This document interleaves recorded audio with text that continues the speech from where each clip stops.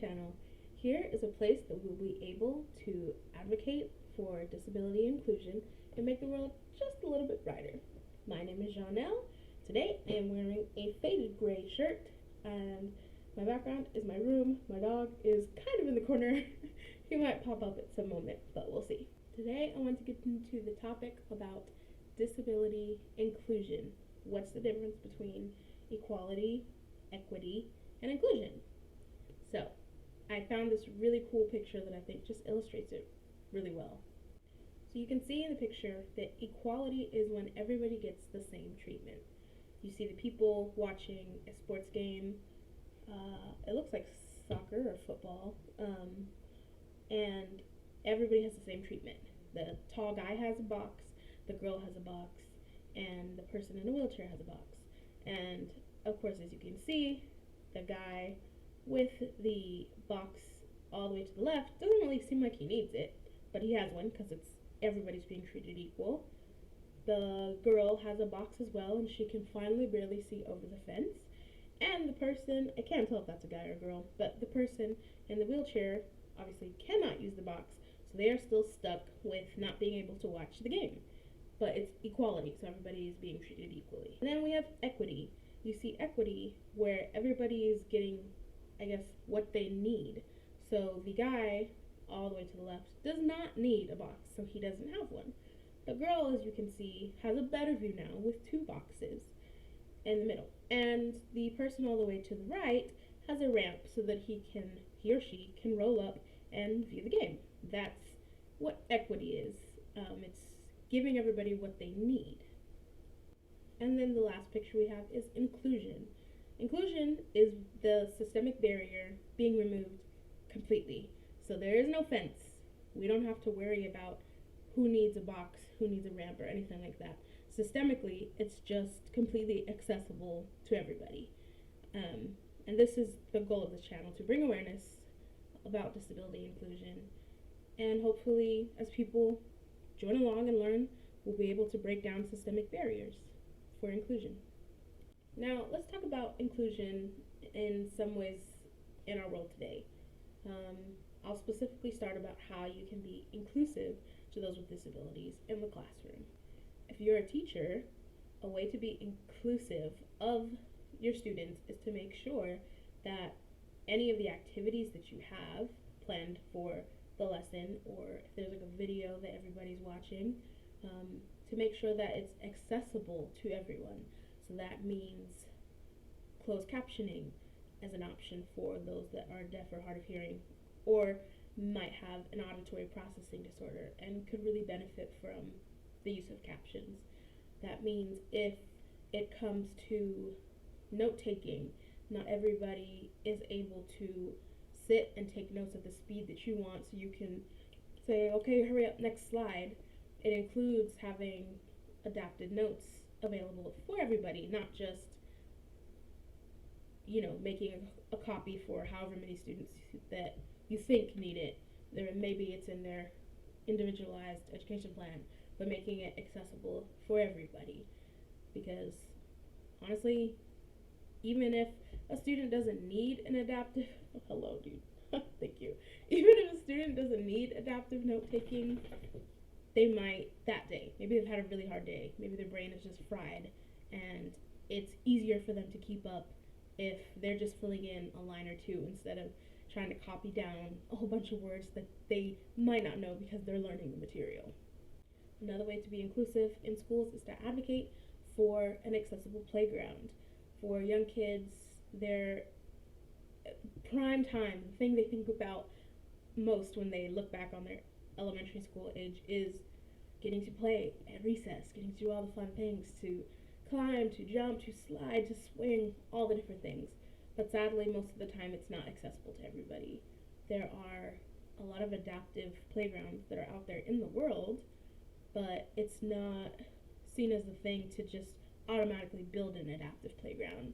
That includes the flooring to not be something like wood chips or those weird little pebbles that may be hard for wheelchairs or other mobility aids to take a grip on before the person walks and might cause them to stumble.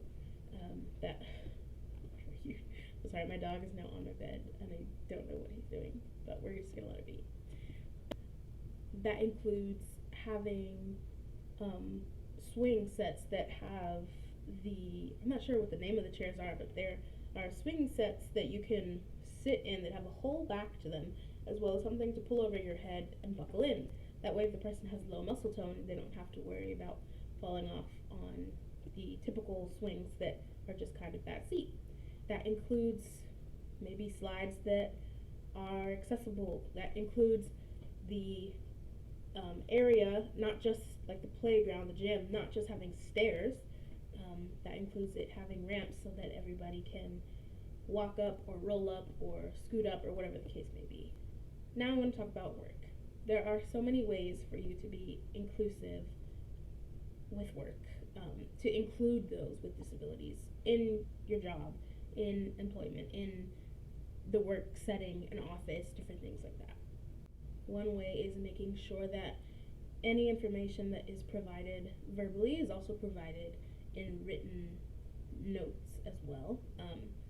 That is for many different people. I myself prefer to have my supervisor will tell me things and I'll nod and say, but then something happens 2 minutes after we finish the call. It all goes away in my head. So I always need at least a summary of what we've discussed or what she wants me to do next in a written format to help with my executive functioning. I know that it's also great for people that might have an issue following along with an auditory processing disorder, or if somebody is deaf or hard of hearing. Being inclusive as an employer also means providing your employees with mental health days. It should not be optional. It should not be something that is looked on. By optional, I mean it should not be, well, are we going to give this to the employees or not? Like, it's our choice. Like, everybody should have it because everybody needs a day to relax sometimes. You don't know what people are going through in their everyday life. Maybe they might not appear to have issues with mental illness, but you never know. It's just always so important and so necessary and helps with retention anyways. So everybody, as an employer, should be giving out to their employees mental health days. Another way that you can be inclusive in your office environment is having light switches that have a dial on them. I know a lot of light switches are just kind of on and off. They're very tall up, very high up. Not everybody can reach that. And there's no middle ground. There's no dim. We don't need that much light right now. It's just either on or off. But with a dial switch, you have the opportunity to adjust how much light is coming into the room for somebody that might be light sensitive, that has sensory issues, or maybe just a typical employee that is having a headache or a migraine and needs dimmer lighting. It's not just getting something like that because now you have an employee with a disability that might require it. That's more equity. It's about just putting it in place for everybody to use universally, so that that's not even a question that has to come up if you do end up having a person that comes to work there that has a disability and now you're like frantic trying to figure out what to do, how to adjust. It's already set up there. Of course, everybody is going to have specific things that they need equity wise. Like maybe some people do great with timers, maybe other people it just distracts them. So of course there's going to be a few things here and there that people see and as helpful or some people see as not helpful, but the overall idea of inclusion is putting things in place at school, at work, or whatever the case may be that is beneficial universally to everybody. There are so many other areas that I can get into, and maybe I will in the future in another video in regards to other things like housing, being in public, entertainment, all kinds of things like that. But just remember that inclusion is about removing the systemic barriers in the first place. It's not just giving each person what they might need whenever the time comes, but it's just being inviting in the first place so that people with disabilities do feel like they belong and do feel like they can be a part of whatever it may be. Like I said, I know there's a ton of other examples of how you can be inclusive And if you think of any, please feel free to put them down in the comments to give some other people ideas that may be watching this video, whether it's about school or inclusion in work, inclusion in, it could be anything, even like the airport. How could the airport be more inclusive? How could parks be more inclusive? How could movie theaters, anything like that? If you have ideas, please do put them down in the comments so that we can kind of get a running list to see some ideas people might have to make the world just a little bit brighter. Thank you guys so much for watching. I hope you have a great day. Please share, like, and subscribe.